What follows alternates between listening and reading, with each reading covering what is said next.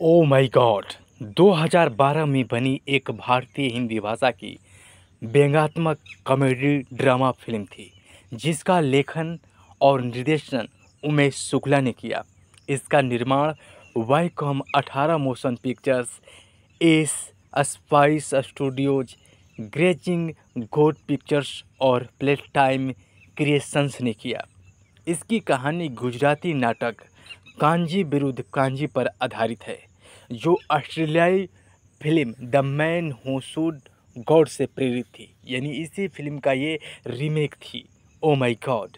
Film में मिथुन चक्रवर्ती, अक्षय कुमार और परेश रावल मुख्य भूमिका में थे, जबकि ओमपुरी, गोविंद नामदेव, पूनम झावेर, पूजा गुप्ता और महेशा मांजरेकर सहायक भूमिकाओं में थे। जैसा कि इस फिल्म का निर्देशन उमेश शुक्ला और इस फिल्म को लिखे उमेश शुक्ला, सौम्या जोशी, भावेश मंदलिया ने। और जैसे कि ये फिल्म कांजी विरुद्ध कांजी यानी कि वह आदमी जिसने भगवान पर मुकदमा किया। अक्षय कुमार, बीके मोदी, विक्रम मल्होत्रा इस फिल्म में कहानियों के उत्पादित में मुख्य भूमिका निभाया। और मिथुन चक्रवर्ती, परेश रावल और अक्षय कुमार थे। और छायांकन किया इस फिल्म का सेतु श्री राम ने। और संगीत दिया अमर मोहिले, हिमेश रेशमिया और सचिन जिगर और मित बदरस अंजान। यह फिल्म 28 सितंबर 2012 को रिलीज हुई। इस फिल्म की कुल अवधि 2 घंटे 10 मिनट थी। 20 करोड़ के बजट में यह फिल्म बनी और उस समय इस फिल्म ने 105 करोड़ की कमाई की बॉक्स ऑफिस पर। इसे तेलुगु में गोपाला 2015 के नाम से वेंकटेश, पवन कल्याण और श्रेया सबरन के साथ बनाया गया। और इसे कन्नड़ में मुकुंद मुरारी 2016 के नाम से उपेंद्र और सुदीप के साथ भी बनाया गया। एक स्टैंड अलोन सीक्वल ओमजी 2, जिसमें अक्षय कुमार और भगवान शिव के दूत के रूप में अभिनय करते हैं और पंकज त्रिपाठी और यामी गौतम अन्य सभी भूमिकाओं में थे। यह फिल्म 11 अगस्त 2023 को नाटकीय रूप से रिलीज किया गया था। अब आते हैं इस फिल्म की कहानी पर। तो कांजी लालजी मेहता एक मध्यम वर्गीय गुजराती नास्तिक मुंबई में हिंदू मूर्तियों और प्राचीन वस्तुओं की एक दुकान के मालिक हैं। वह अपने आसपास होने वाले धार्मिक गतिविधियों का मजाक उड़ाते रहते हैं, जब तक कि एक दिन शहर में एक कम तीव्रता वाला भूकंप नहीं आ जाता, जिसमें कांजी की दुकान ही नष्ट हो जाती है। उनके परिवार और दोस्त इसके लिए उनके नास्तिक होने को जिम्मेदार ठहराते हैं। बीमा कार्यालय में कांजी को पता चलता है कि आपदा दावे में ईश्वरीय कृत्य के अंतर्गत वर्गीकृत प्राकृतिक आपदाओं से होने वाले किसी भी नुकसान को शामिल नहीं किया गया है। विकल्पहीन होने पर वह ईश्वर पर मुकदमा करने का फैसला करते हैं, लेकिन इस मुकदमे के लिए उसे कोई वकील नहीं मिल पाता। कांजी द्वारा खुद मुकदमा लड़ने का फैसला करने के बाद एक मजदूर वर्ग के मुस्लिम वकील हनीफ कुरैशी उसे मुकदमा दायर करने में मदद करते हैं। बीमा कंपनी के साथ साथ सिद्धेश्वर महाराज, गोपी मैया और उसके समूह के संस्थापक लीलाधर स्वामी जैसे धार्मिक लोगों को कानूनी नोटिस भेजते हैं, जिससे उन्हें ईश्वर के प्रतिनिधि के रूप में अदालत में जाने के लिए मजबूर होना पड़ता है। जैसे ही अदालत की मामला शुरू होता है, अपनी विचक्षणता के कारण ध्यान आकर्षित करता है। कांजी खुद को सशक्त, कट्टरपंथी और उत्पीड़न का सामना करता हुआ पाता है।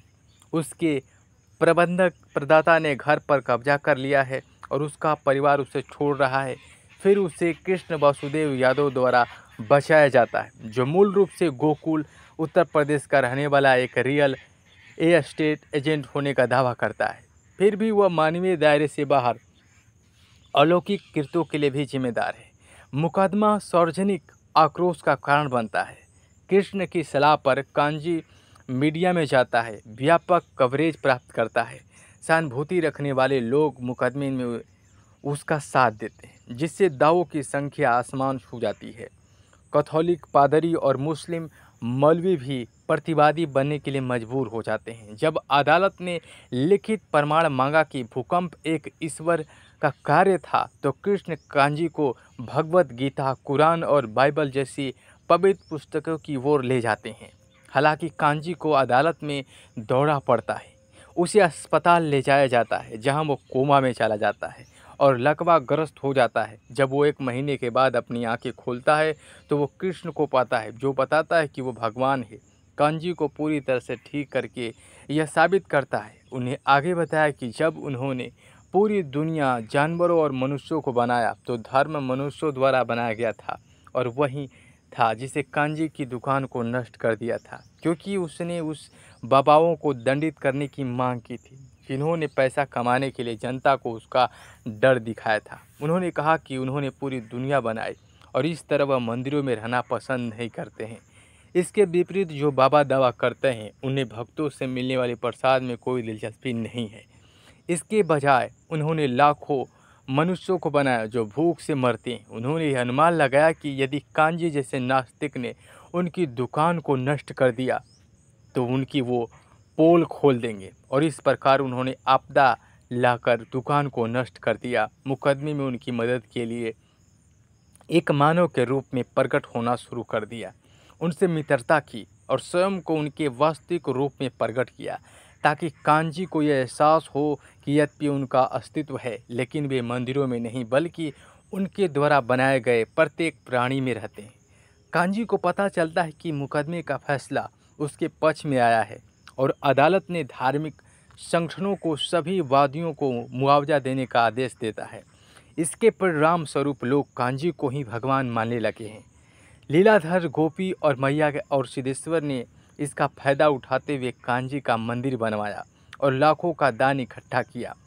कृष्ण कांजी को समझाते हैं कि भगवान होने के नाते उनका काम लोगों को सही और गलत का ज्ञान कराना है। लोग इसके साथ जो चाहे कर सकते हैं। कृष्ण के शब्दों से प्रभावित होकर कांजी अपनी ही मूर्ति तोड़ देता है, भीड़ को भगवानों पर भरोसा करने की नसीहत देता है, उन्हें सलाह देता है कि वे मूर्तियों में नहीं बल्कि खुद में और दूसरों में भगवान को खोजे, कि भगवान हर जगह है, सिर्फ मंदिरों में नहीं, और आस्था भीतर से आनी चाहिए।